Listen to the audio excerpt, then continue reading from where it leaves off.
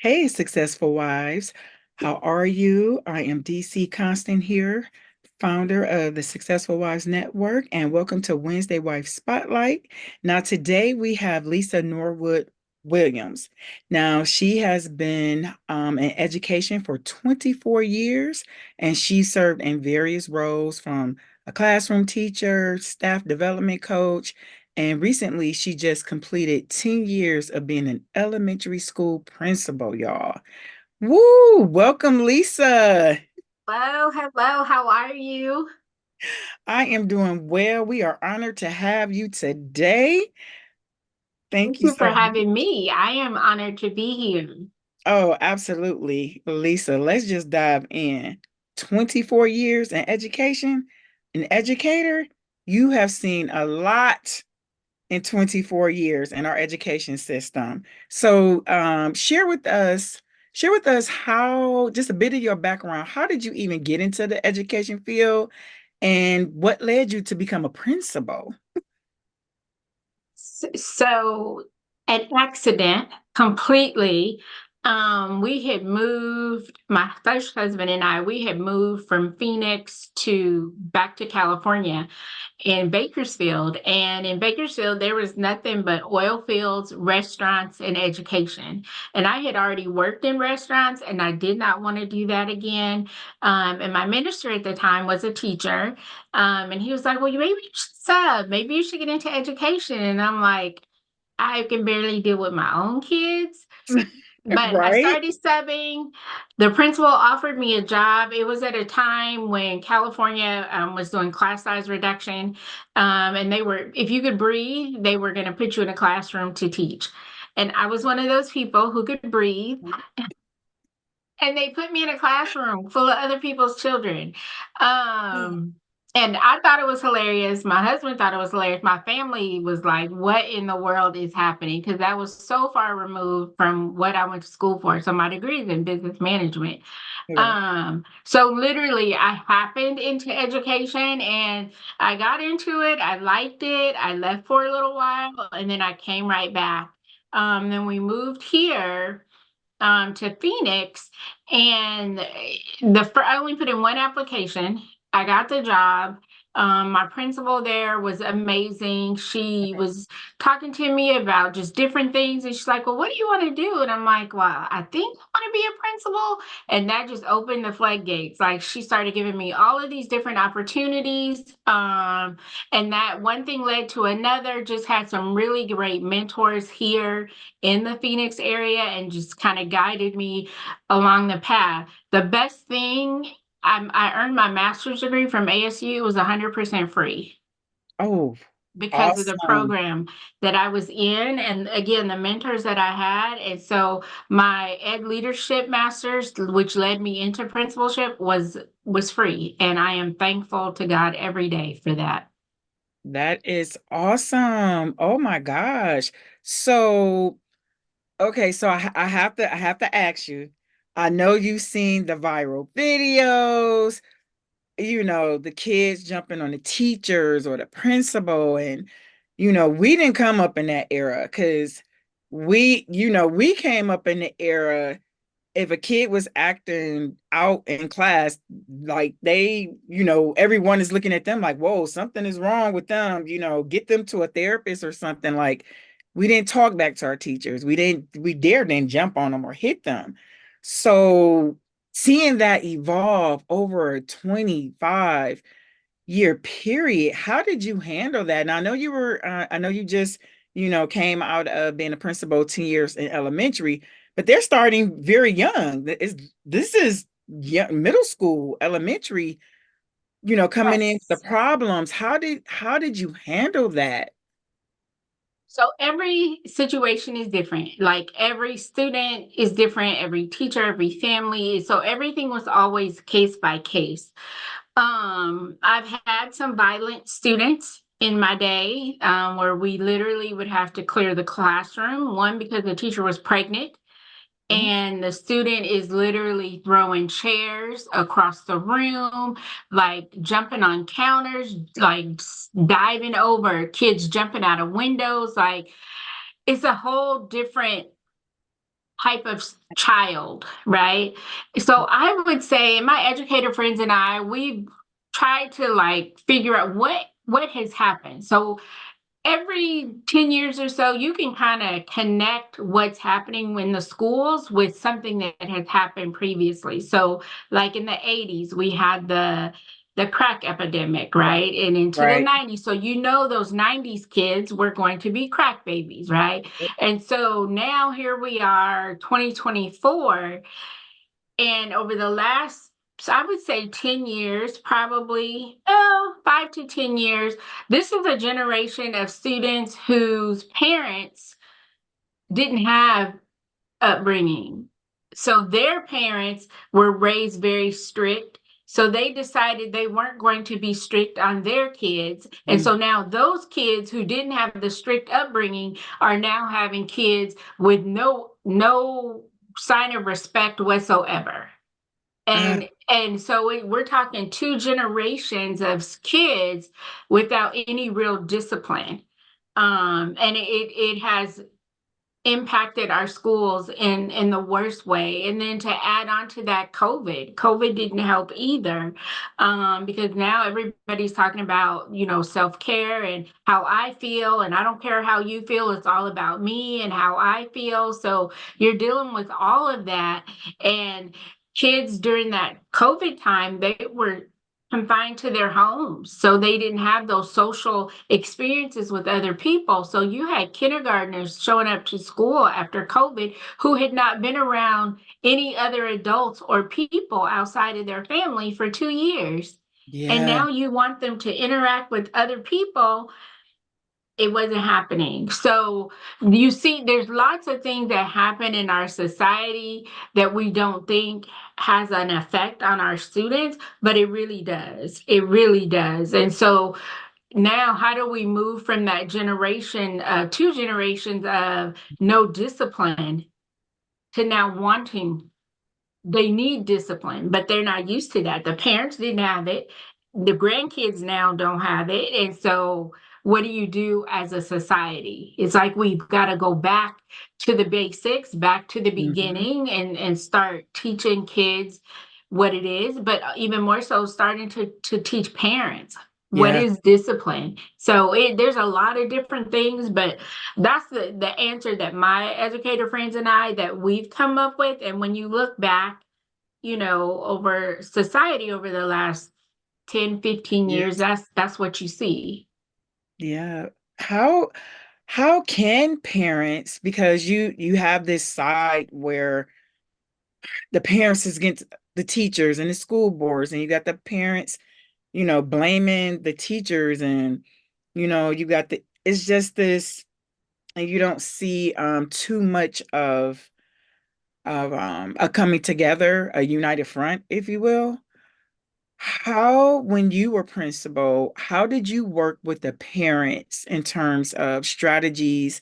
Hey, it's about the student, it's about your child, and how can we come and work together? And what would your advice be now to those teachers who are still in the classroom, or that principal? Like what what do you see? So whenever a student was having a moment, right? Hmm. Um, I start with the teacher. What relationship have you built? One with the child, two with the parent or the family. You can't even say parent anymore, the family, whoever's raising the Yeah. child.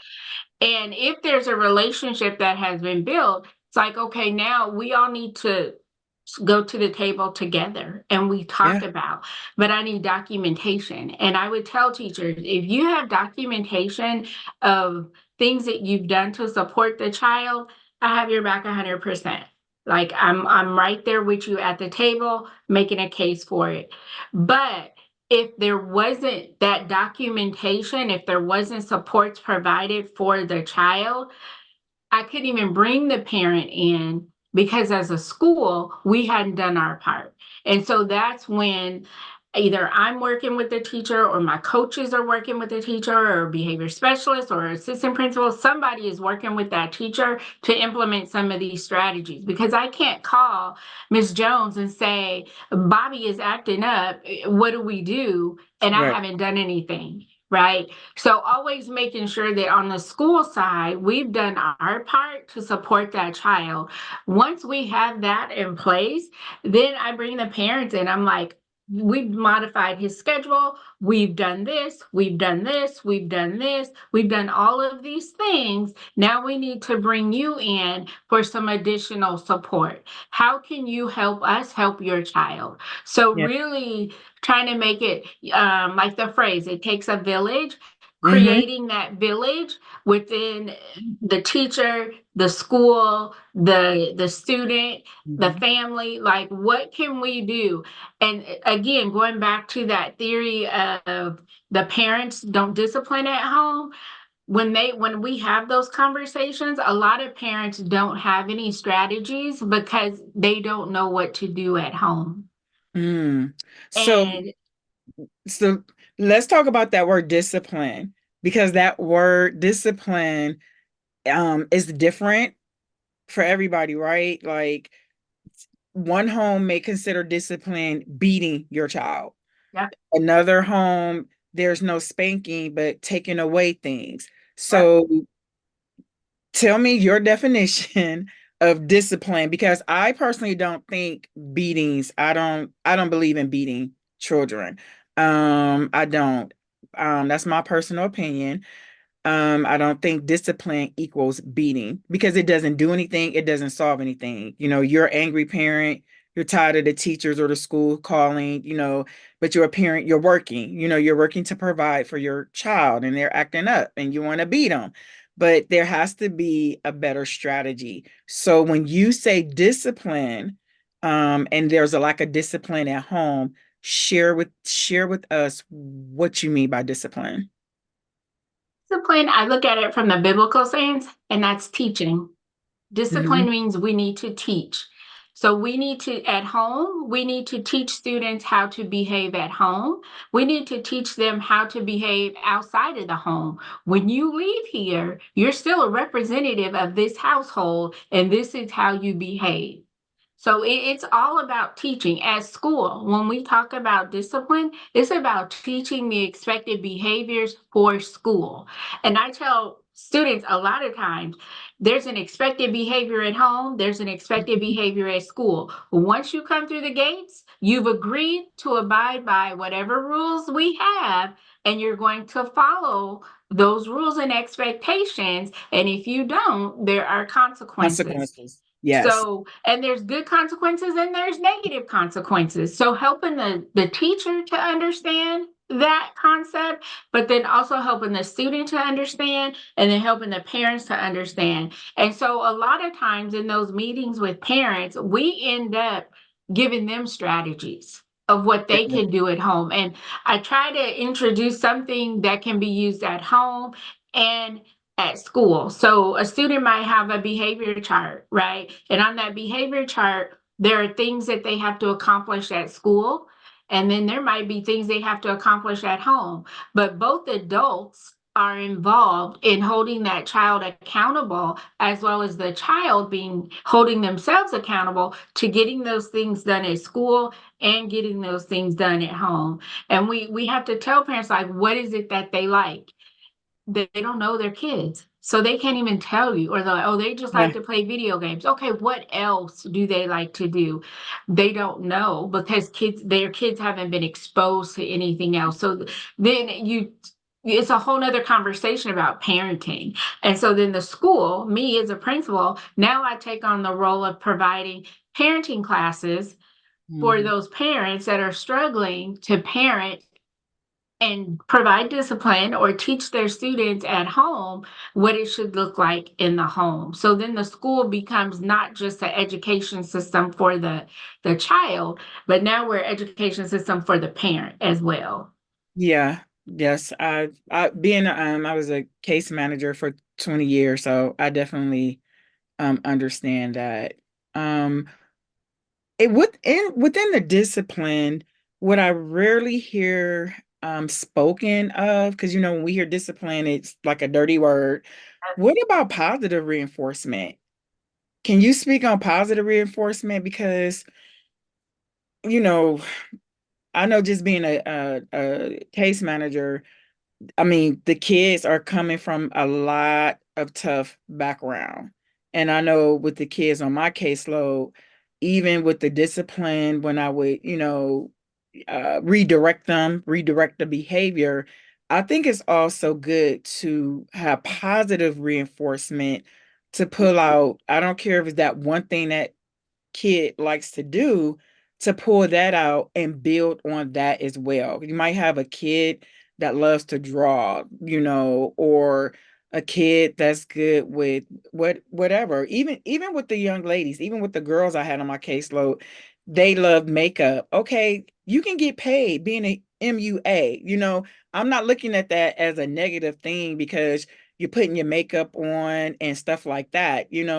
It's like, let me tap into something that they like to do so we can put them on the right road. Like, oh, you okay, and your makeup look good, girl. Okay, sis, I see you look real nice. So Yeah. let's put them on the road. So can you talk about positive reinforcements that teachers, the schools, and even the parents can have? Because we hear so much what the child isn't doing right, and who is that one person in that child's life that's giving them some positive reinforcement?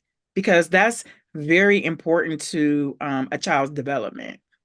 Absolutely. So, as a principal, and even before I became a principal, I've been to a ton of trainings. It's called Positive Behavior Intervention and Supports, or PBIS.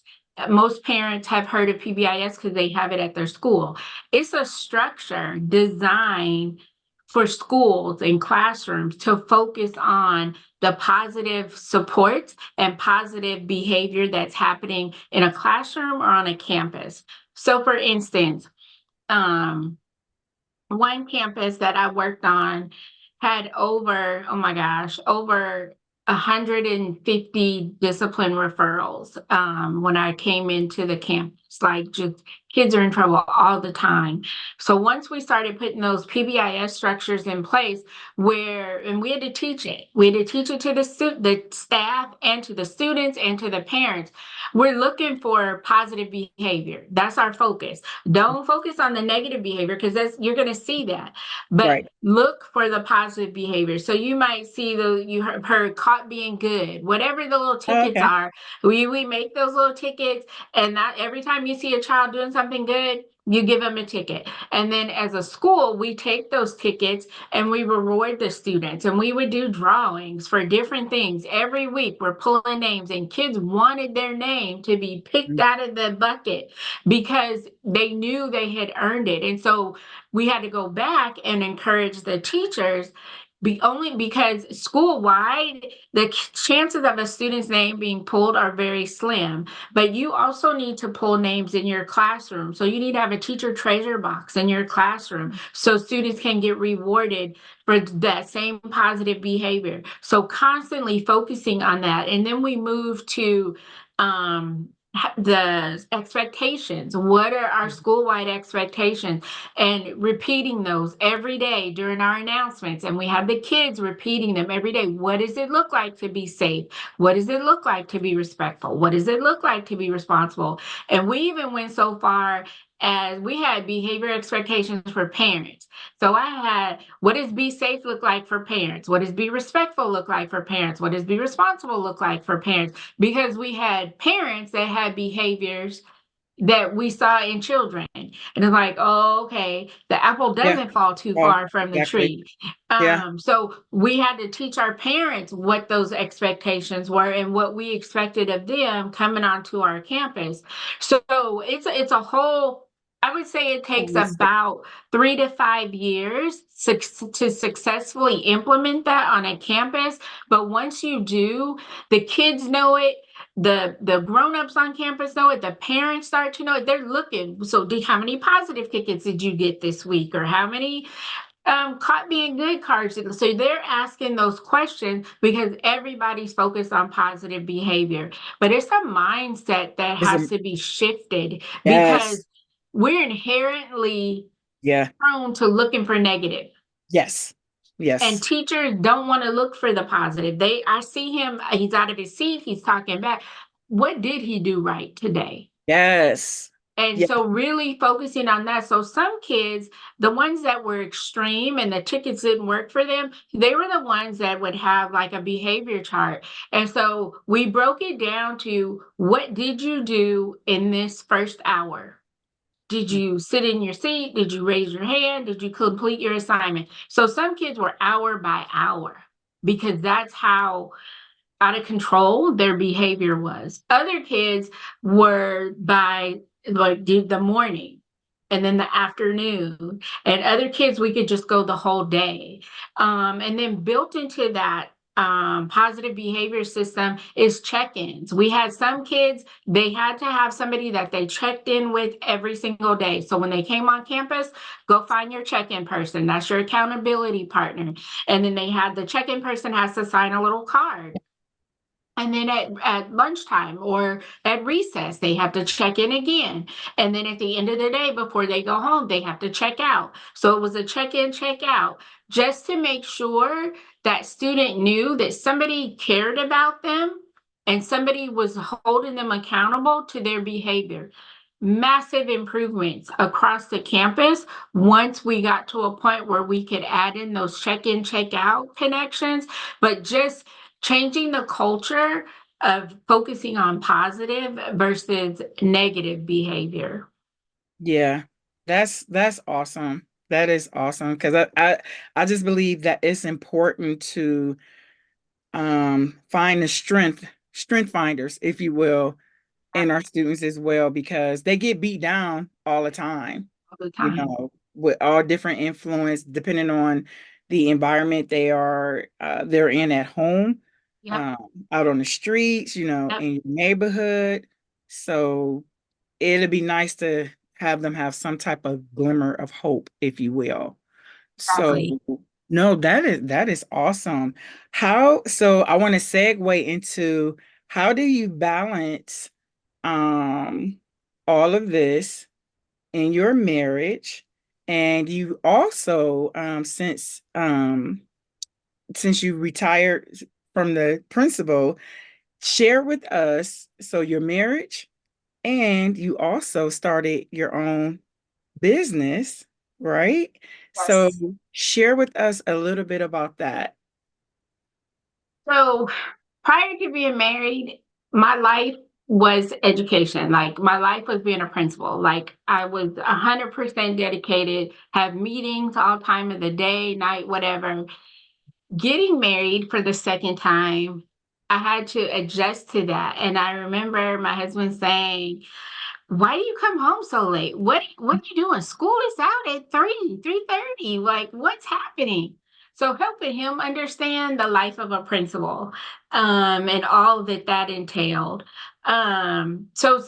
Making some adjustments, for me because I had been divorced for 10 years. Mhm. And when I got divorced, I wasn't in the classroom. I was just leaving the classroom to some other position. So I kind of grew up and became a principal all at the same time. So all of that freedom that I had to learn how to relinquish some of that freedom after getting Mhm. married the second time. So Mhm. that was a period of adjustment for me. But leaving the Wait, wait, principal. wait, wait. We're not gonna gloss over that. Oh, wait, wait, stop. I loved how you said freedom, relinquish, back up. So, am I interpreting because you were accustomed to being by yourself, doing everything because when you're single, that's what you do. It's That's all what on you you. do. That's what you do. So, how difficult was that? Because you're a newlywed now because you guys got married when 2022. 22, So you've celebrated 1 year. 1 year. Yep. Okay. That's We're coming up okay. on the second year next week. Okay. Happy anniversary. Thank you. So this is going so for because there may be some wives out there, this is their second time around for love. Yep. How how did relinquishing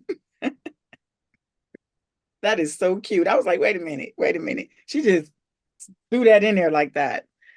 How long did it take you? And then are you still kind of dealing with it now? Because that's a mind shift as well.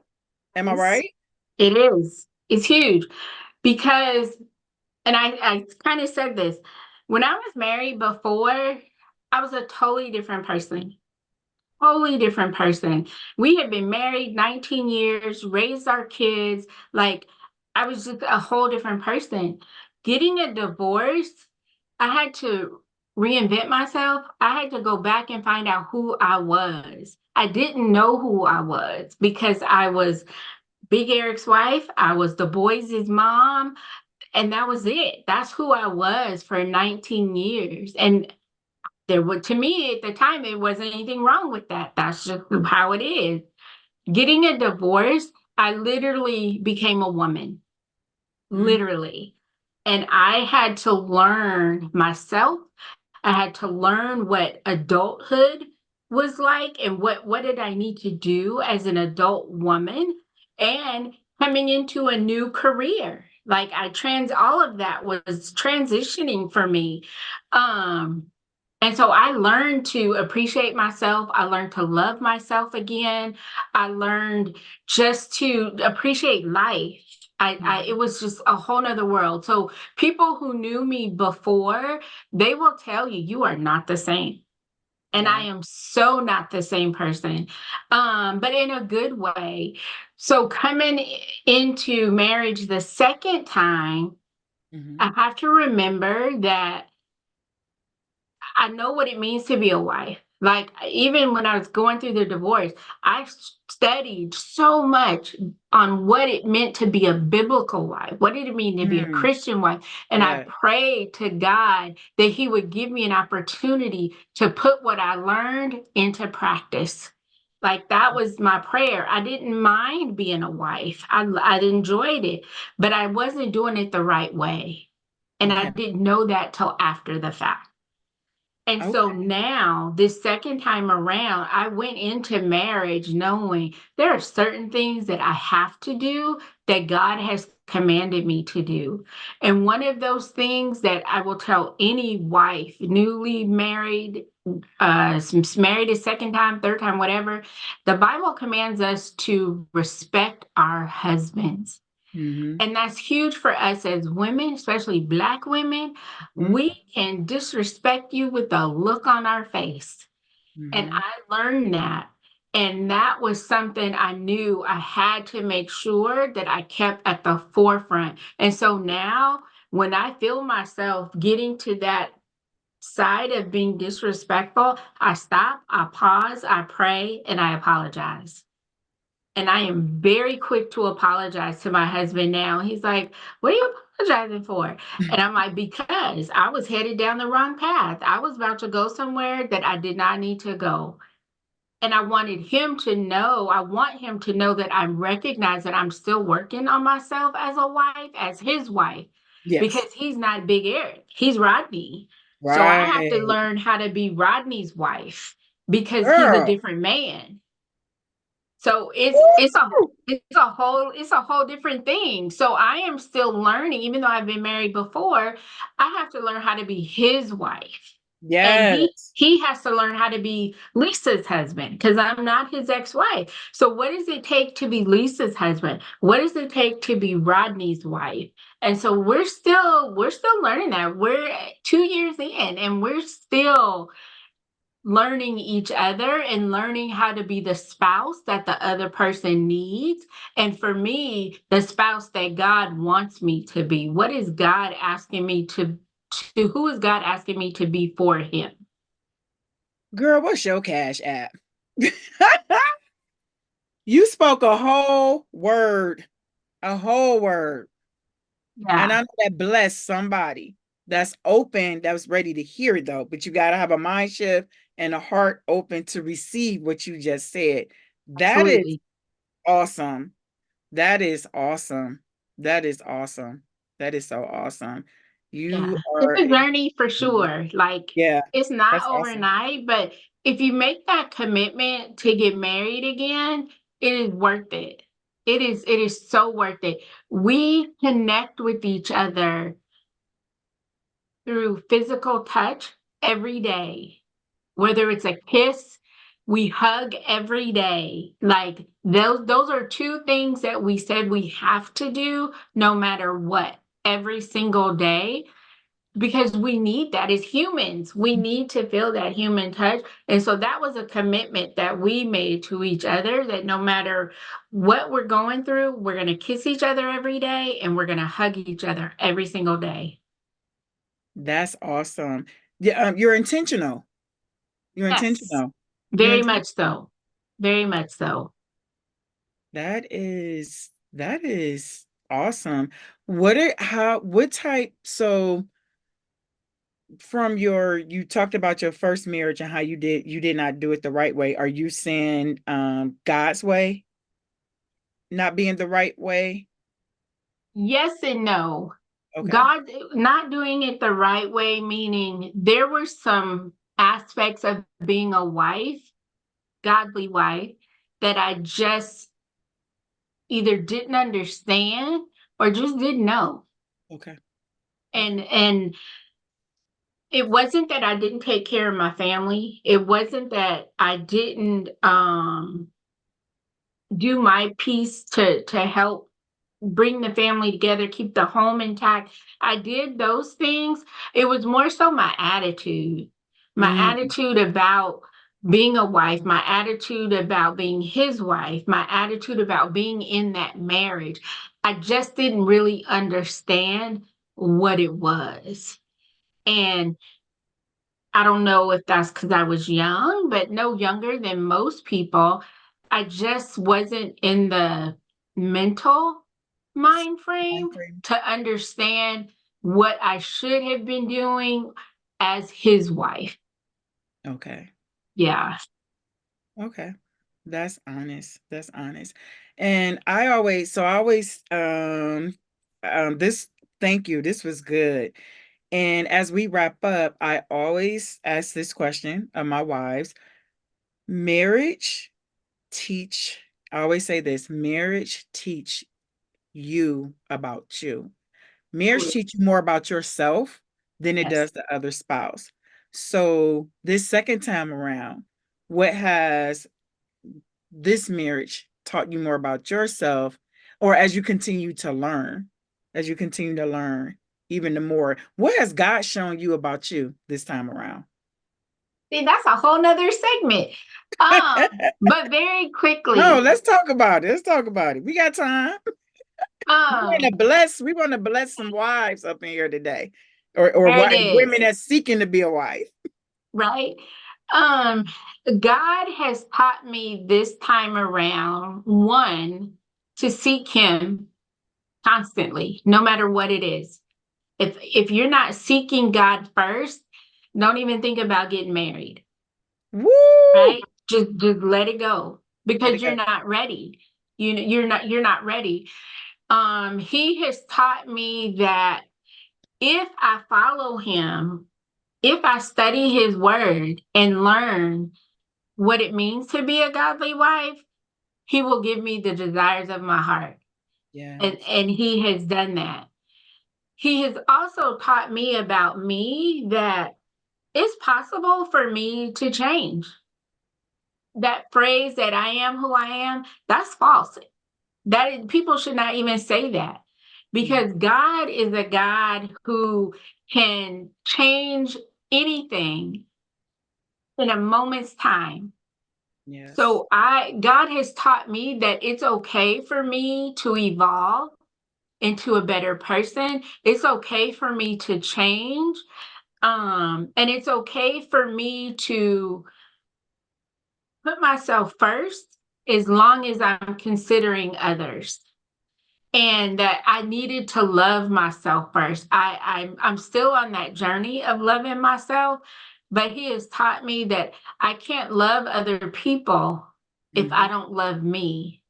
And so I am constantly learning every day how to love myself more, because I want to show up and be able to give that love to my husband. Yes. That's probably the biggest learning that I've had.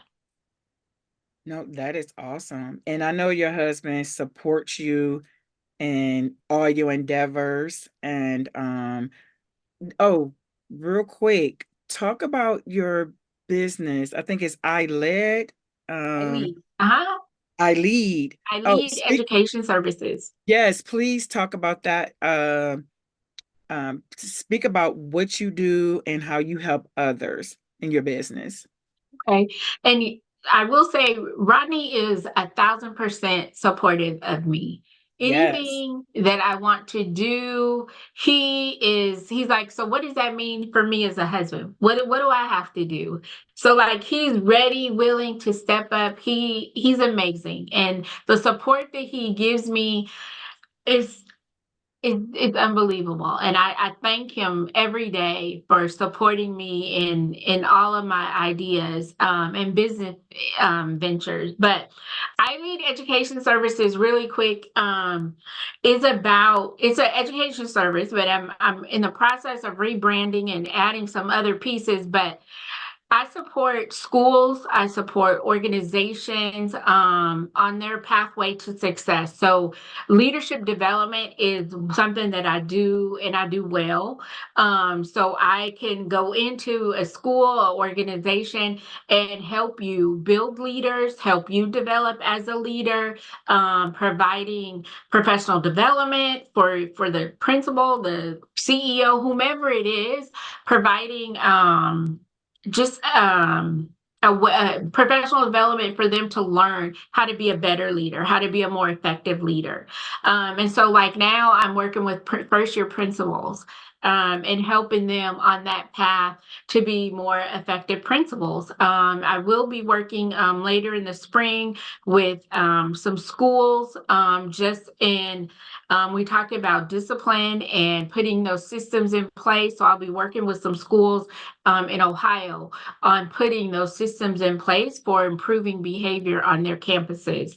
So I Lead Education Services is a myriad of things that all is about developing people into the leaders that they were intended to be.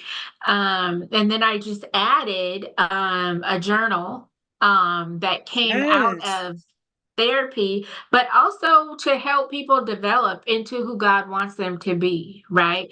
We're all on that journey to be more godly and to be who He has called us to be. So my journal is specifically about that. It's finding your purpose and passion, and there are prompts in there to guide you directly into finding your purpose and your passion, but according to the scriptures. Let's see your book. Show It me your is book. right here. Ooh, Yes. And where can they get it? there it is. There it is. Yeah. There it is. And where can they purchase your the journal? So two places. It is on my website, ileadeducationservices.com. They can go there and click the link and purchase the book, but also on Amazon. If you type in my name, Lisa Norwood, it will come up and they can purchase the book there. If they want an autograph copy, go through my website and I will see that and I can autograph it from there. But definitely, on Amazon as well. And once you purchase the book, there is a Facebook group that's called My Purpose and Passion Journal Writers. So it's a community of people who have purchased the book, and we're all taking that journey together to be who God has purposed us to be. Yes, I have my two copies. So Lisa signed my copy and I purchased a copy for my daughter. So yes. So we're enjoying it. We're enjoying it. Thank So you. that Thank you. is Thank you. yeah, so I am just so excited to see where God is going to continue to take you on your journey because this is just the year of increase. And it's an increase, and as Christians, when we hear increase, we always think as money. It's not necessarily that, increase in Him in terms of wisdom, increase Yes. in love. Some of us need Yes. more increase in our compassion for other Yes. people, Yes. increase in empathy. So it increase, just I would just advise people to ask the Lord what do I need to increase in prayer, more time with you, Exactly.